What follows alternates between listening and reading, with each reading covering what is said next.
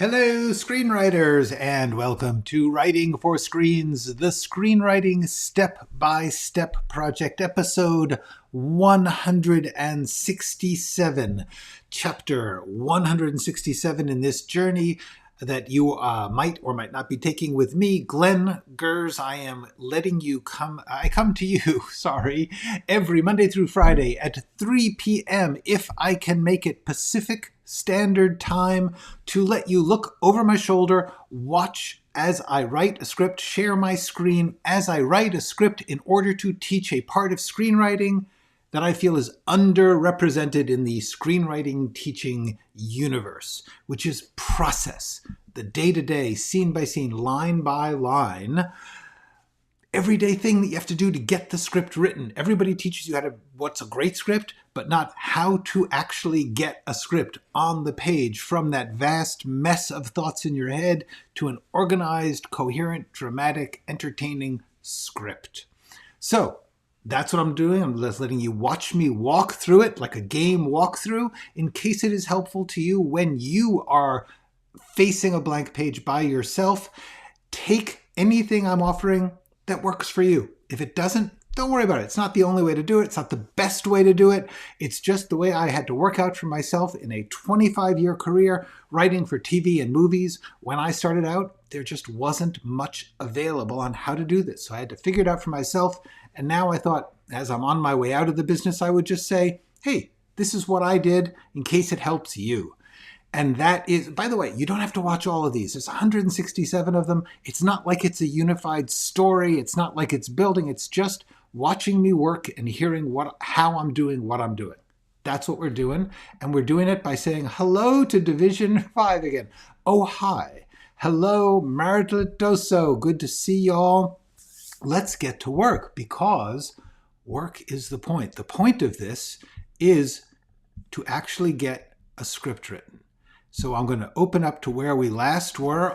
It's a Monday, and I'm going to go to where we were on Friday and just reread a bit, trying not to go back too far. You know, if you keep going back and perfecting the last thing, then you have this vast mess in front of you that is still a mess. It's better to keep going through it over and over and smoothing a little bit at a time, because this is one thing I've been thinking about a lot. Every time that you open up your script and sit down, you are slightly different. You are a slightly different person at any minute. You can't enter the same river twice. So every time you come at this, you have a slightly different perspective, which helps you fix different parts of it or improve different parts of it or just discover new things. If you just run through it once or twice, like, oh, I got to get this done, you'll have that one vision. But if you keep coming at it over and over again, you relax, you let it happen, then, cool, you're going to get a rich, well-flavored, complex, competent work. That's what I know about writing. Hello, happy Monday to Sarah. Hello to Larry. Shez or Shay. I am so glad. Sorry it's late there. Unfortunately, the globe is round. The sun is only in one place at one time. And I pick what's good for me because I'm the one who has to be here every week no matter what. So, all right. Hi, Rachel. So anyway, I'm going to try and move ahead, even knowing that some things I did in the past 20 pages were not great.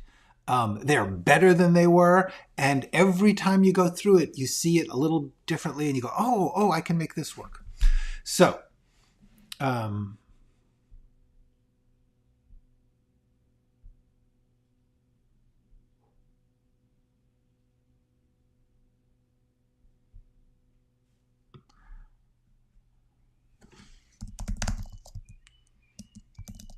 ventures into.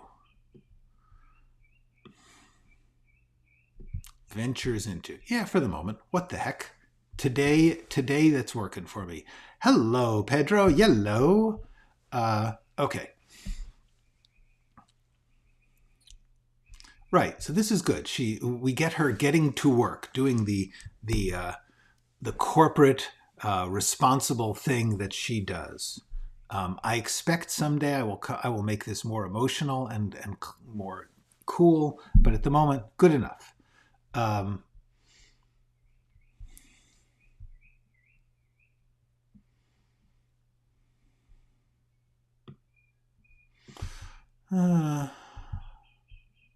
That's okay. It's a little overwritten, boring, boxy, but I'll live with it.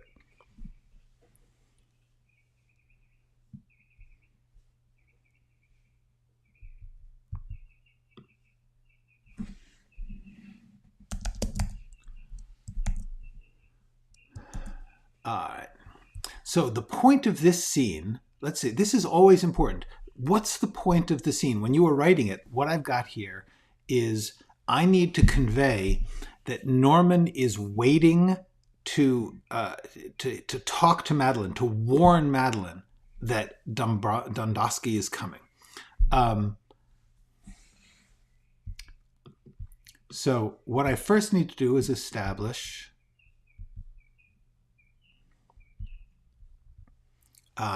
it's dark out. In other words, time has passed. All right.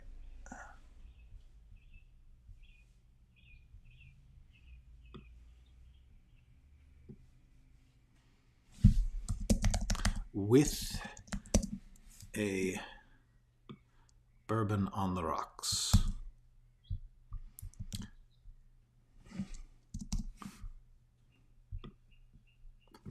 Not his first. He is studying. His laptop is open on the cluttered coffee table. And he is looking at Madelyn's photo from the corporate website. For the moment, I'm going to have to improve that. He drinks. Now, the point of this scene is that he is going to make the decision to go out to see her because she will not answer the phone. If the idea came out of your mind and it's on paper, we could say we earn our drink on this manic Monday. Yes, absolutely. Though that does not look like your standard margarita. That looks more like Norman's old-fashioned. Or Norman's having a bourbon on the rocks because he's simple. He's old school. All right, so the thing is, I think we need to see him calling again.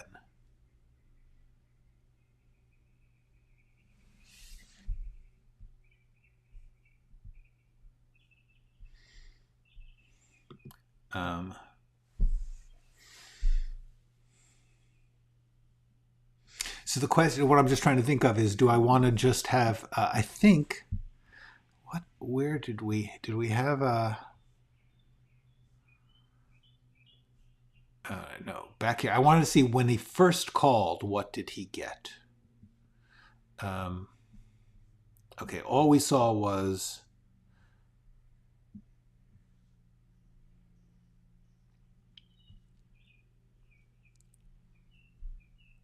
all right.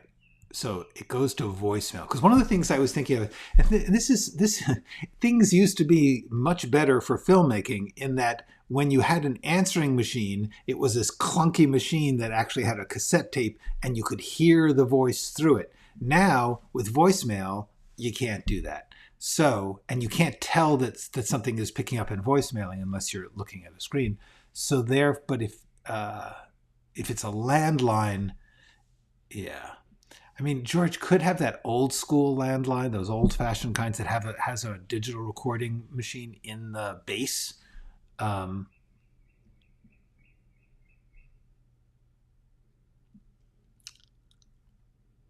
I think we need to hear George's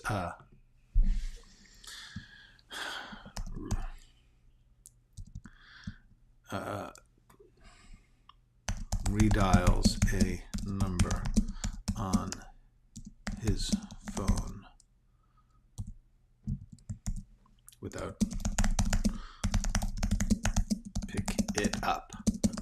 also not his first.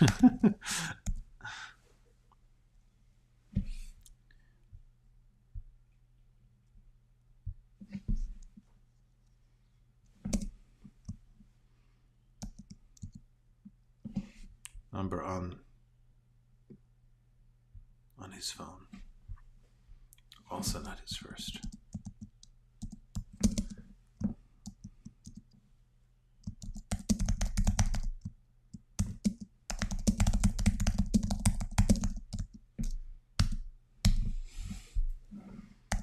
George.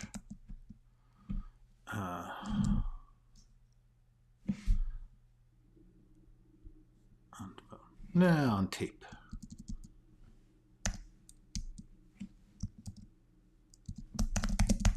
This is now how podcasty is he? How official? Hi, Dan. This is and what's the name of his podcast? You know, we've never even said what the name of his podcast is. George Reisman and name of podcast. Leave a message.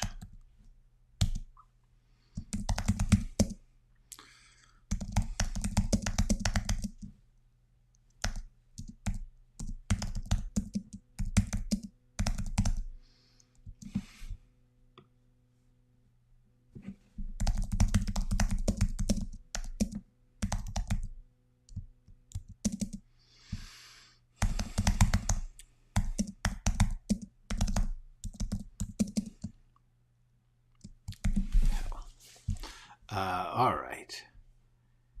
Hi, Kirby.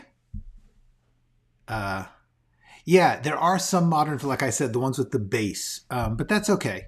At the moment, I am just going to. Hey, this is George Reisman and blah blah blah. Leave a message. Beep. Finishes. Disconnects as it beeps. All right.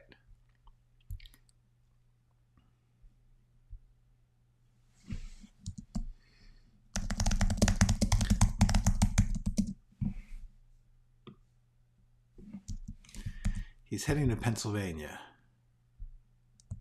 And I'm not sure where, so.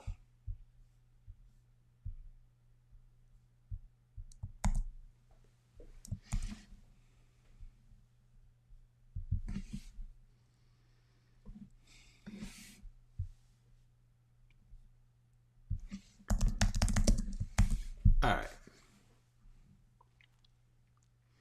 And, you know, at some point, I'm going to have to go through. This is something else that we should talk about. Passes, drafts. As I have been advocating, and I think I'm even going to just pull up a little slogan here, go over it and over it and over it. And that slogan is, there we go. That slogan is formatted to give me a little circle there, so I'm going to do that. Okay, so here's the thing. One of the things that you do when you go over it and over it is you do what's called passes. In other words, you go through the script from beginning to end, focused on one element.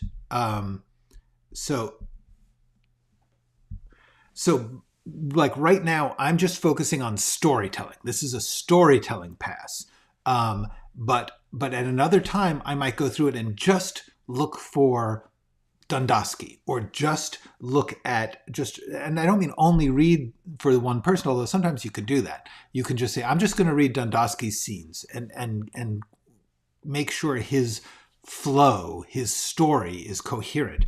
Or sometimes you can just go through and just look for punctuation, or just go through, or in this case, at some point, I am going to do a pass where I just check time and place, that I make sure that my times are logical, in the sense that it doesn't take an impossibly short time for Xena to fly from LA to the East Coast, as famously happened in the last season of Game of Thrones, where journeys that earlier in the show took weeks all of a sudden somebody can fly the dragon and get there in an hour. Admittedly, yes, it's a dragon, but still there is a question of like, how the heck could that have been so far up until now and so close now?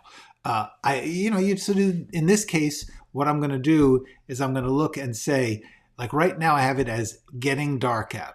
But logically, I'm going to have to figure out how long is it going to take him to drive in this next scene, and then how long is she going to have been working, etc., etc. All these things. Sometimes you just do a pass where you just check the logic of time in all the scenes. Anyway.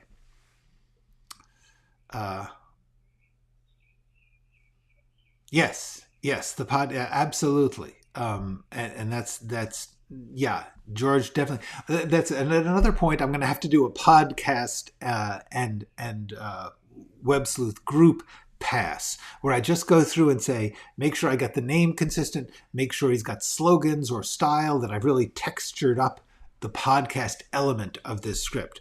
That's what we do in this professional screenwriting. We go through it multiple times to do passes. Each pass, you try and focus on a different thing. Right now, storytelling. I am trying to make sure that it's readable and tells a story.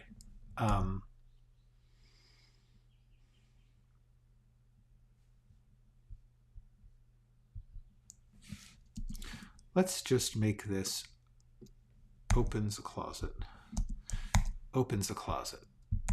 See, that saved us a line.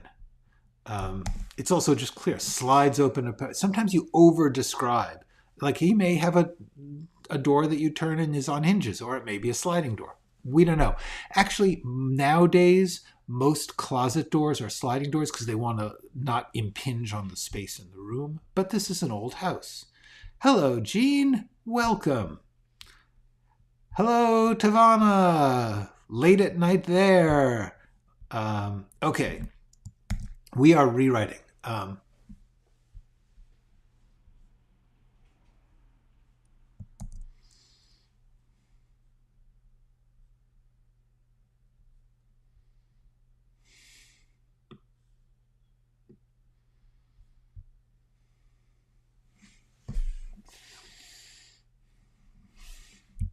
At them. All right. I have a life. She doesn't need to say a life that makes sense. I have a life. I'm not staying here to clean up your mess. What were you thinking calling out calling out a serial killer?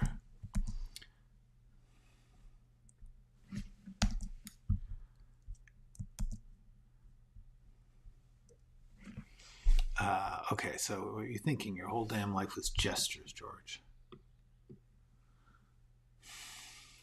You can. Oh no. Was that what it was?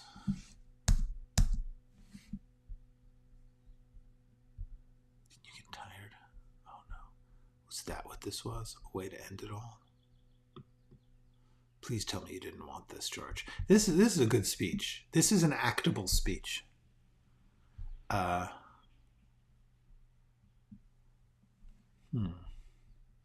Hey, Michael, you're not too late. It's only 20 minutes in. We're good. You got some time. We're all right. Okay.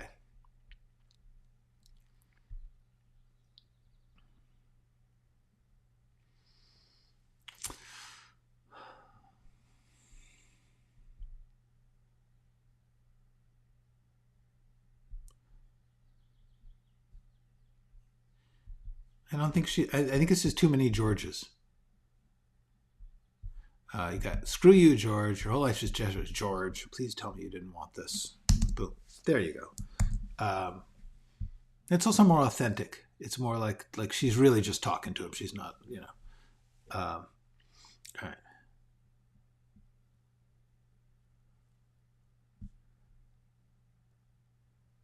Way to end it. Way to end it all. End it all.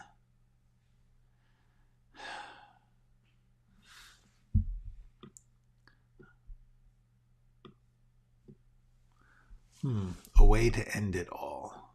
Was that what this was? a way out, with a bang.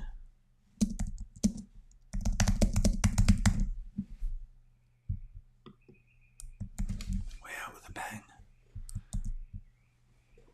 Way out. Way out with a bang. Please tell me you didn't want this. See, the thing I like about this is if this were to actually become a series, it would be great to, one of the things that you try to do in a series is keep people not just guessing, but rethinking the characters, understanding them in increasingly complex ways. And one of the questions that should be raised is, was this actually a suicide by George and that nobody killed him? And that's a great thing to have on the table as a possible theory of what happened. Or suicide by killer, if you will. Anyway.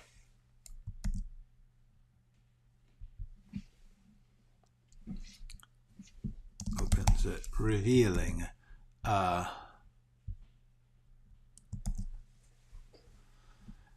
biker meth dealer.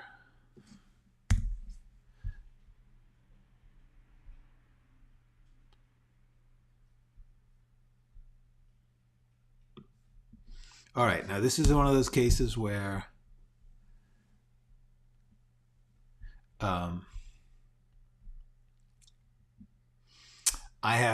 this scene just sucks. I just need to completely rethink this.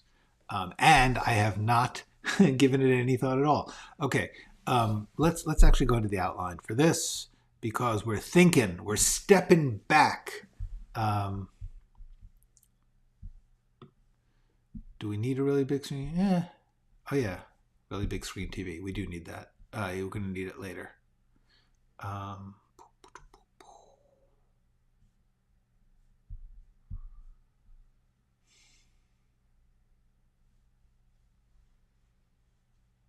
Yeah. Nah, don't think we need. I don't want to overdo it. Nicorette patches, self-help things. That's cool. Gotta get in that later. All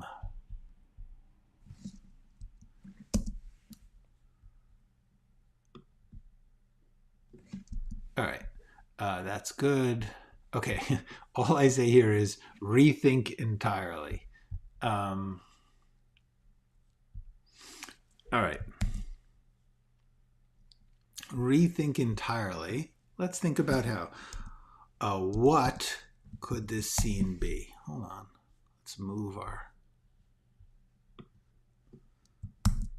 Let's move our so far so good so that we know how far we are and it's good. Okay. Now, what possible ploy does he use? I kind of like the he used to live here. That's possible. What else could he say? What he's,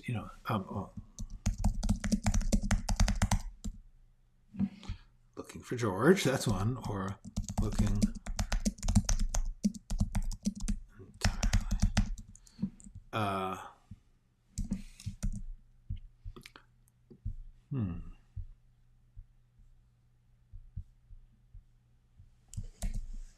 What's the advantage of each possible approach? Basically, I need to make clear that he is hoping to get into this house.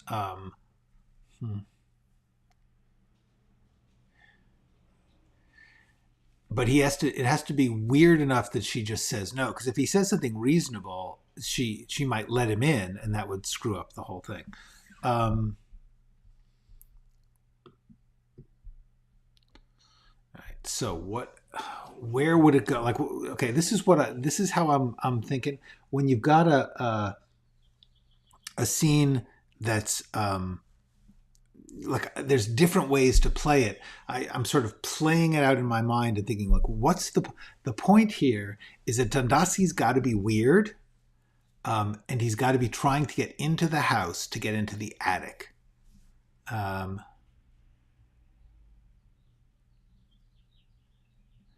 Attic, and he can't convincingly say like I'm the exterminator.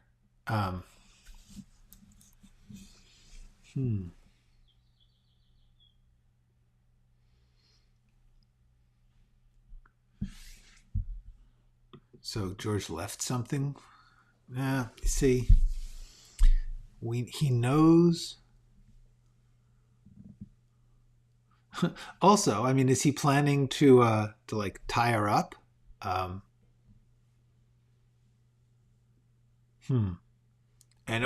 if he is, why doesn't he? Because he's certainly capable of it.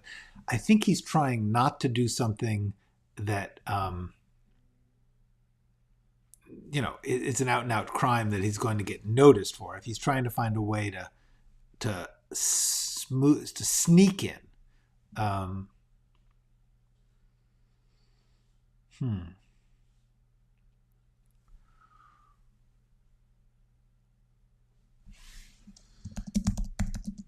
What would he have left with him? What could he have left? Let's see. Let's just something weird, like something that's like not quite, not quite believable, but not stupid.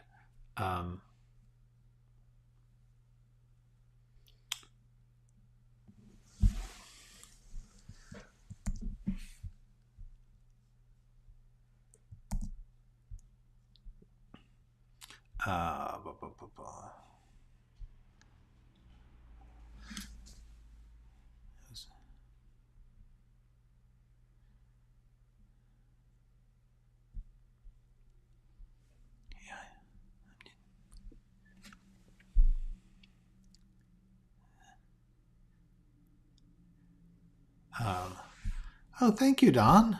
I appreciate it. I was just thinking, I hope this is useful. I mean, I think this is actually like how you do something. Like, all right, there's a couple of ploys there. There's a couple of things like he could, like, say, like, I know this is a little weird, but I grew up in this house.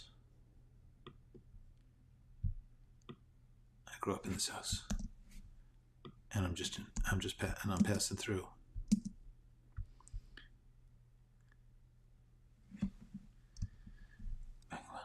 Back when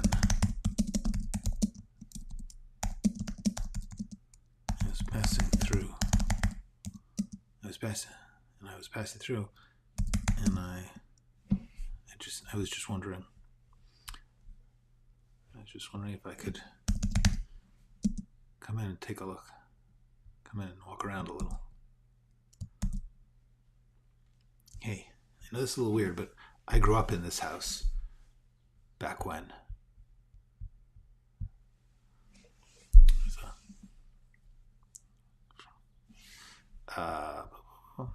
Hamster treadmill. Yeah, he could be looking for his habit trail. The habit trail. There's the old wasp nest ploy. Yeah, but it's the night. It's night. I mean, it's like it's a weird thing for the. Oh, cool. Yeah, no, you don't have to watch all of it. You don't have to watch from the start. Just at any given moment, it should be helpful. Hello, Natasha.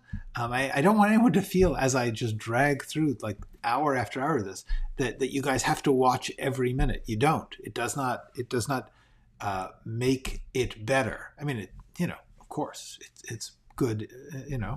If you're like Javier and you just want to enjoy some writing as you wind down at the end of the day. All right. Hey, I know this is a little weird, but I grew up in this house back when? Let's see.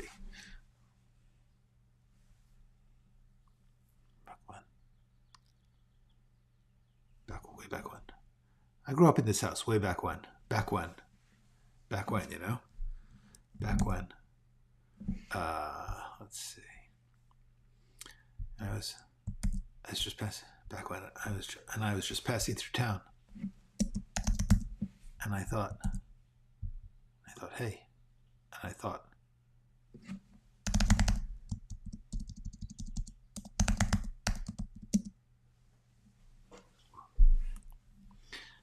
and I was just passing through town, and I thought, hey, I'm like, whoa, memory lane, whoa.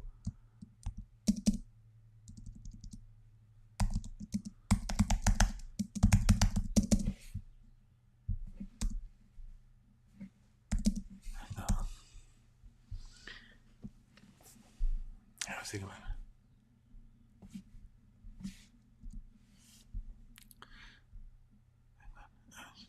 I used to live up in the attic.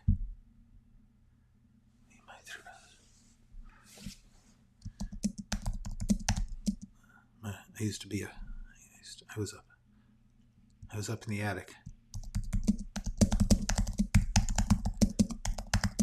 My brother Theo. With my brother Theo.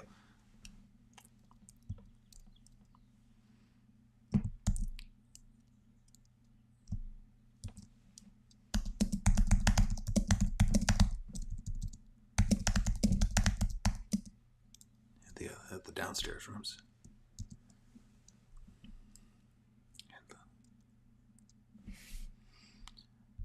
Yeah, exactly. That's the whole point, is that he should be talking this like as if he's like, some acceptably calming person, when unfortunately his persona is not in something that most people say, yeah, come on in and scout out my house.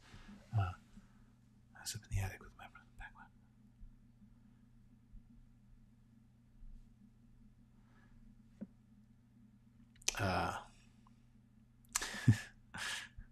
Yeah, I don't think he would. Yeah, he might, if this was real, he would be. But in fact, he's trying to be like a.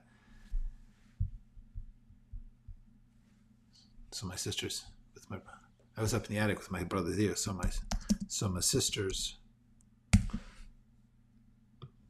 could have the nice bedrooms, and I was up in the attic with my brother Theo. He's a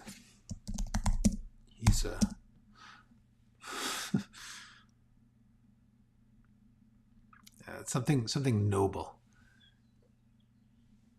He's a what kind of he's a radiologist now. So my sisters could have the nice bedrooms. One of them's a nun. One of them became a nun. Anyway, he's trying to like make it sound like oh, we're a nice normal family. Anyway, I was passing through. I was on my way through town, and I thought maybe I could just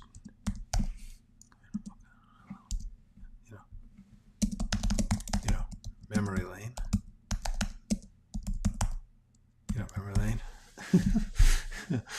That's good. Yeah, I was up back when I was up in the attic with my brother Theo. He's a radiologist now, so my sisters could have the nice bedrooms. One of them became a nun.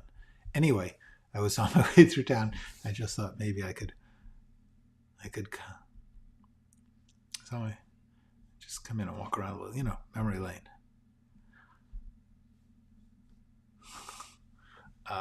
Okay, so this is longer, but kind of.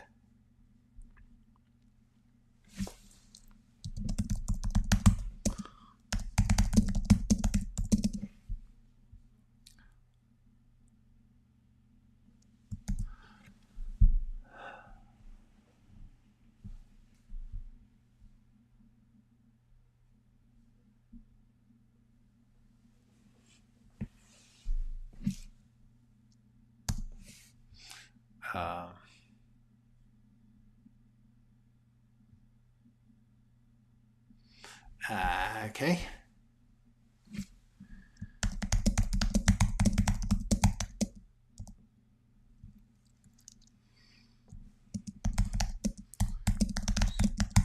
Been so weird. She doesn't really.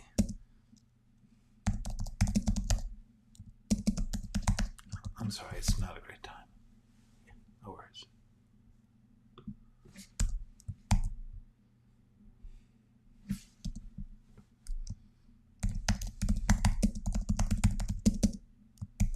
There we go. Yeah. Okay, that's a better scene now.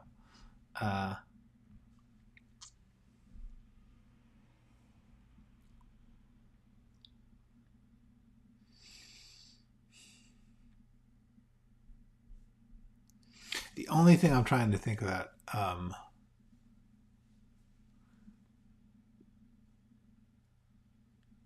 is how over the top do I want. Like what I'm thinking is,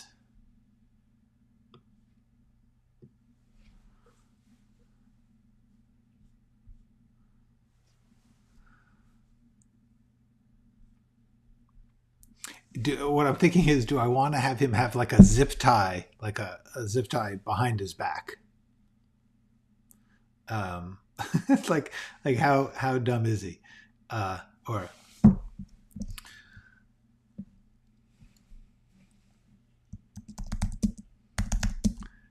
zip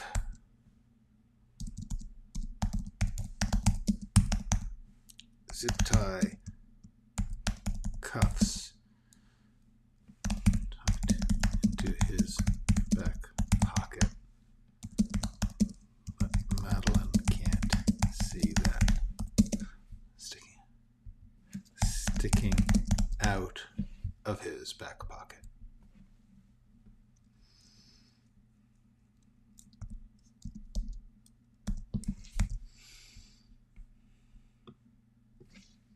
See, okay, and here's the thing.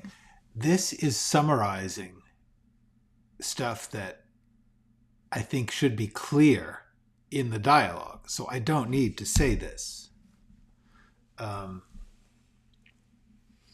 think this is more fun because it's like we're putting together. Sometimes you don't want to tell the audience what to think. So by just saying like, and polite, but he's got like, you know, police zip ties sticking out of his back pocket, which we can't see, and he's telling this story.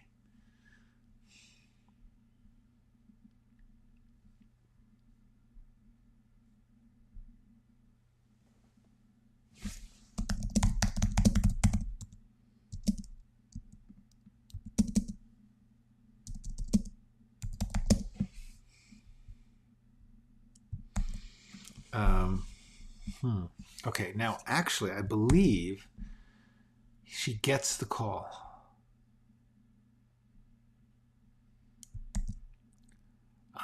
See, this is the other thing in the outline.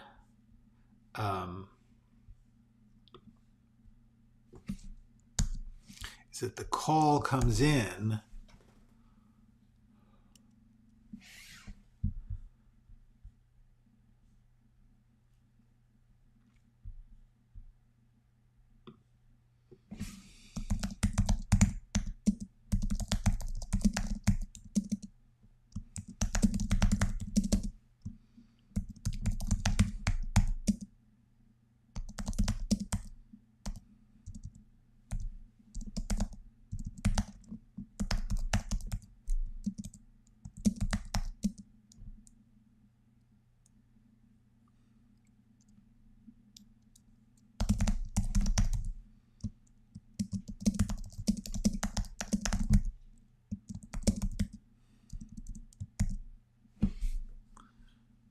indicates I need to get this. Yeah, there we go. All right.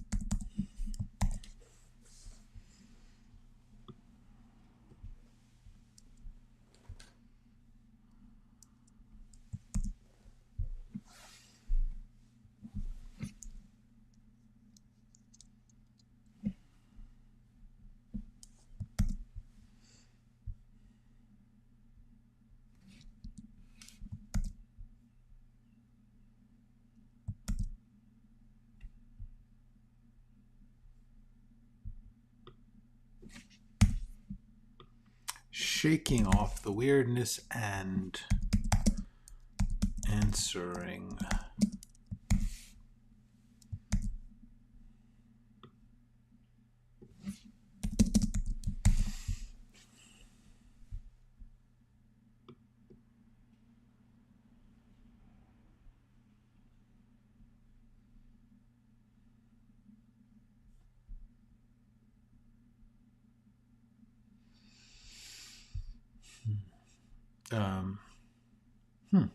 Okay, I'm writing my first feature and my three main characters sound the same. Even though it's the first draft, I'm finding myself trying to edit the dialogue.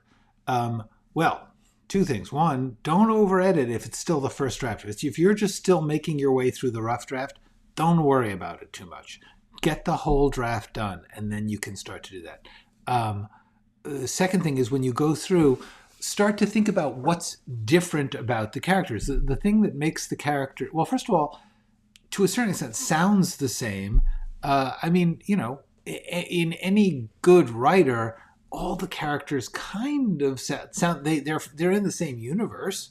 They, you know, hard-boiled stuff. They talk hard-boiled, and in rom-com they talk rom-commy. And somebody, anyone with a style, Nancy Myers, Aaron Sorkin.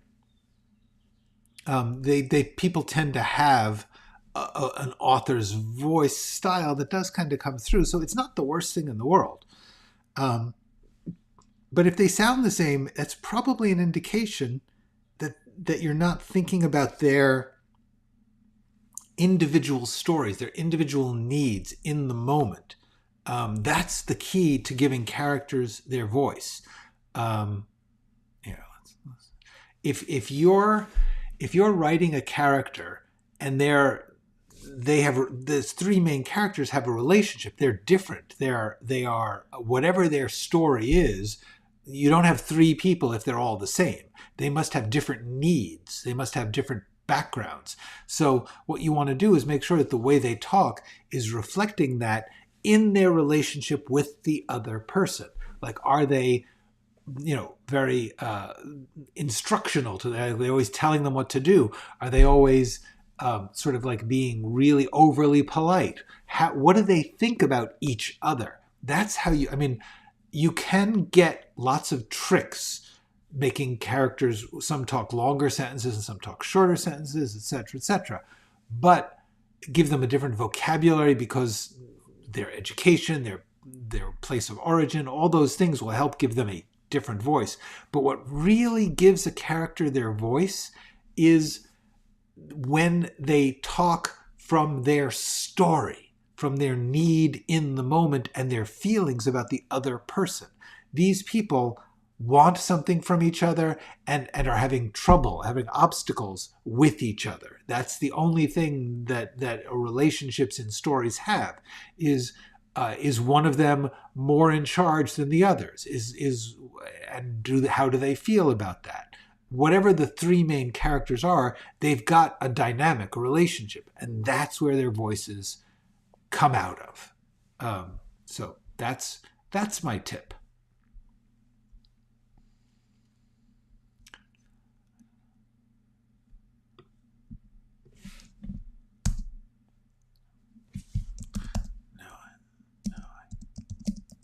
I can't let this take over my life. It's going to take weeks.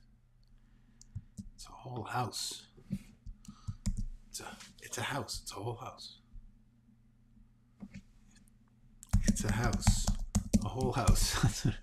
I don't know. I'll be back tomorrow.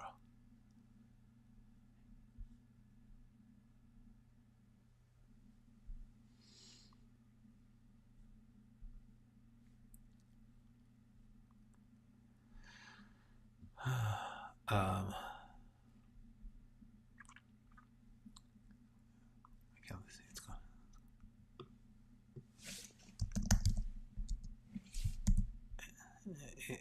It's going to take.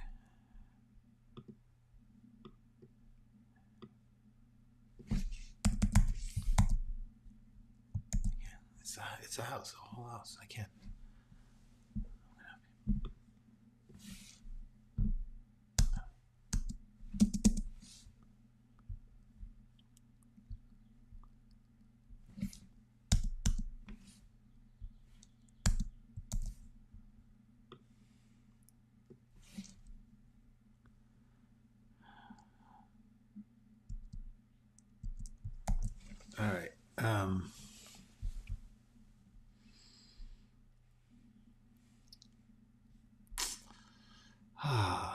you know what?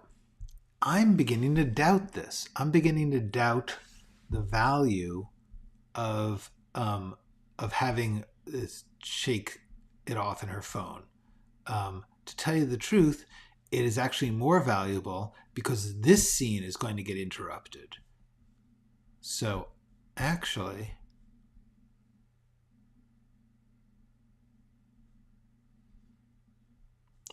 I think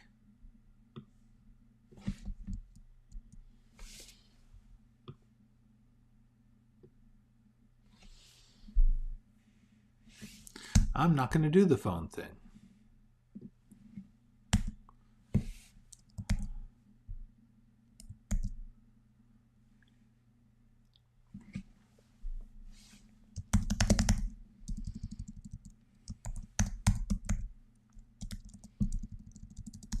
Not.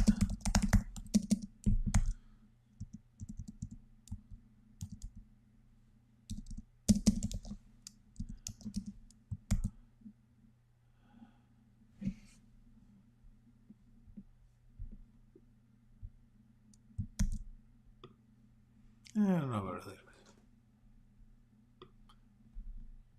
She doesn't even really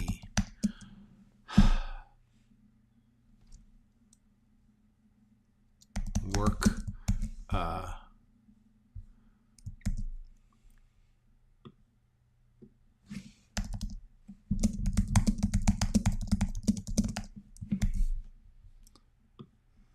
This. Sorry, it's not a great time.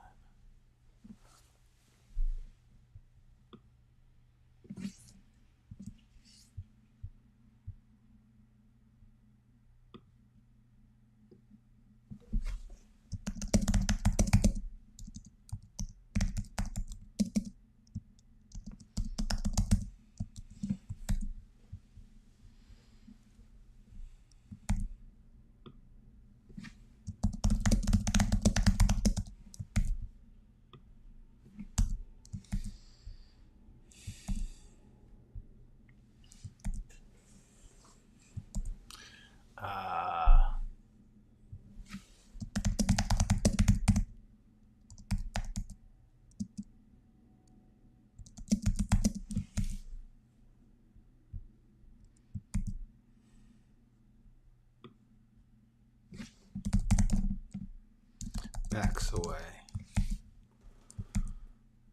That's good. That's better. Okay. Shay or Shez says, I'm writing a short film now, but I feel like I'm losing the vision of it. How do you motivate to get back to work? Well, that's the thing. If you like the initial premise of it, first of all, have you actually written down the actual premise of it? For instance, let me just show you here. I have, by the way, this is explained in this video that I did, how to organize a project, that there is a thing that I do called the overview. And this overview document, what I do is I've got an outline, I've got the text, and I've got this overview. These other things are there because, and notes. The overview, what I try and do is I kind of summarize it. It's almost like a pitch document. It's like what is this? This is a one sentence summary of what it is and things it might be like. And then I talk to myself about the characters and I try and like sort of make it clear to myself so that if I lose my sense of it, if I lose my willingness to do it, I can look back at this and go, oh yeah, that's cool. I can see that. Let me see how I can make that work. So that's a useful thing when you lose your interest in your own story. Is if you're losing the vision of it, state the vision. State it someplace that you can look at it and keep it and sharpen it. Because if it's really a sharp vision, first of all, it's a short. How many pages could that be? You can get that done. It's better if you're going to discard something, discard it when it's done. Because first of all, it may turn out to be not worth discarding. It may be something you want to keep. But more than that, dropping stuff all the time when you're in the middle of it, especially a short, is not a healthy way to work. It's better to finish it and learn what you can from doing it. What I sense here is that you're saying, how do you motivate yourself to get back into work? Well, the way to do that is to focus on the actual scene by scene, moment to moment work. Not, is this good? Is it worth it? Those are vague. How am I going to make this thing that I want it to be happen? That's the key. You give yourself a focus on the actual work, on something about this short. Especially, you said, I like the initial premise. So if you like the initial premise, make it work. Literally, Tim Gunn time. What is the initial premise? To ask yourself, what do I like about it? I like that it's very funny, or that it's very scary, or that it's got a clever twist, or I like the world it's set in and the texture. Doesn't matter what you like, hang on to that. Find that thing that you like about it, and then go through it word by word, page by page, and say, how does this thing I'm writing make that thing that I like happen? Like in this case, like the thing I'm working on now, this script, you have to keep with a short, at least you can write a short in a couple of days in theory. How many scenes could a short be? So suppose there's 10 scenes. Let's really go crazy. There's 10 scenes. Each one of them has got to be pretty short, maybe a page and a half tops. So just how do you make that page as cool as it can be? How do you make that page as suspenseful or funny or weird, whatever it is? It's like, how can you tell this story? There's a story in your short. There's a character, right? There's got to be somebody. So that's what I'm saying. Yeah, exactly. Finish it. If you like the outcome, keep working on it. If you don't, then you put it away. Right. But don't quit. Don't stop in the middle. Yes. Good. Yeah. Dialogue can be fun. So that's the answer is, Shez, you kind of answered your own question. If you like the initial premise, and you're losing the vision, grab that vision and make your vision specific. Like, okay, this is going to be thrilling. This is going to be scary. This is going to be funny, scary, whatever it's going to be. How? Scene by scene, line by line. How is it going to be that way? Figure out that. Give yourself the puzzle, the challenge of working beat by beat. Yeah, cool. Break it down. Oh, by the way, are you doing an outline? If you're not doing an outline really helps with that, because you're like, here, when I do my outline, I'm like, I write this thing. What is this scene about? This is a new layer of deep nutsiness, provokes determination to stay out. And that's from Mad. So yeah, the point of it, let's take this out. After this weird extra layer of weirdness, so now I've got a reason to write this scene. I want to make it work. Yeah. Trust the force. That's right. Put your visor down and write it. Okay.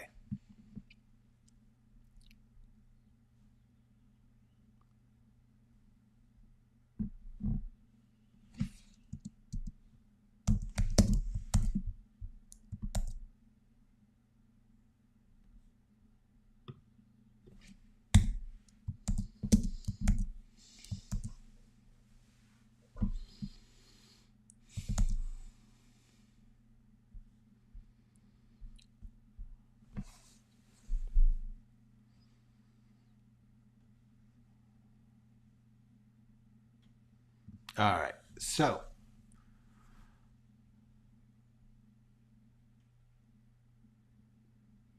yeah, it's if you're overthinking, then write. Get out of the outline, get into the text.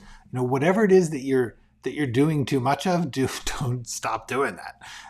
And the main thing is get it written. Write it. Make it happen. Make it work. Tim Gunn. Oh, cool. Tim Gunn knew the answer to everything. Make it work. All right.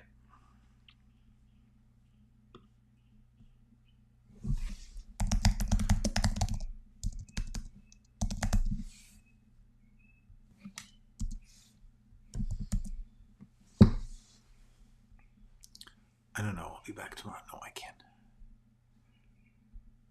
I don't want to.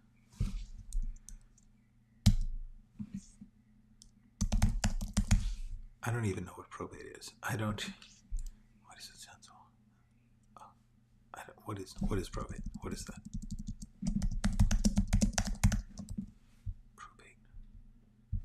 Probate? What is that? Yeah. Okay. Okay. So it's been an hour now. So I think I'm gonna work on this tomorrow. No, this is, see, sometimes you do the same beat too many times. This is, yeah, this is here.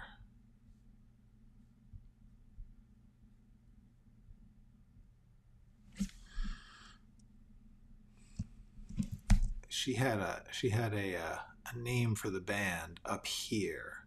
Let me see. Way back here, she says the name of the band to the cop.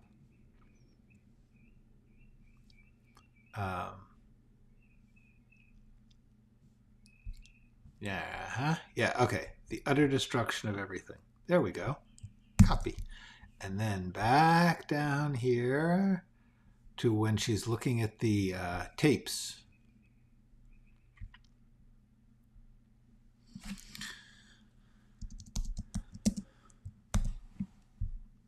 Utter destruction of everything. Let's make that an action so that I can cut it in.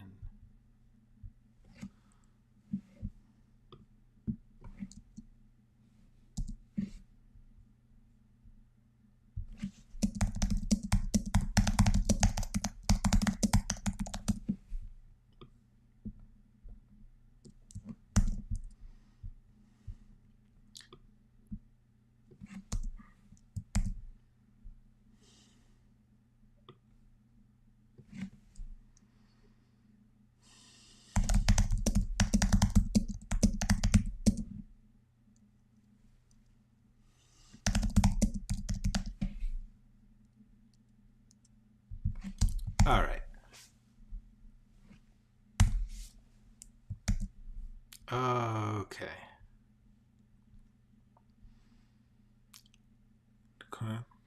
He was trying to collapse a cliff with a hammer. And to be a bit existential, yes, that does. And weird, yes. But I agree with Pedro. Sounds cool. Keep working on it. Yes. Listen to Pedro. He knows. He's right. Okay. And with that, I believe we are coming up on the end of the hour, and I think it is time to say, I'll see you tomorrow. We're going to get back to work on this tomorrow and keep moving. We're moving ahead. We are making progress. That Dundosky scene, that was nothing. Now it's something. That is what happens every day. A little step, another brick in the wall. All right. You guys, go write something.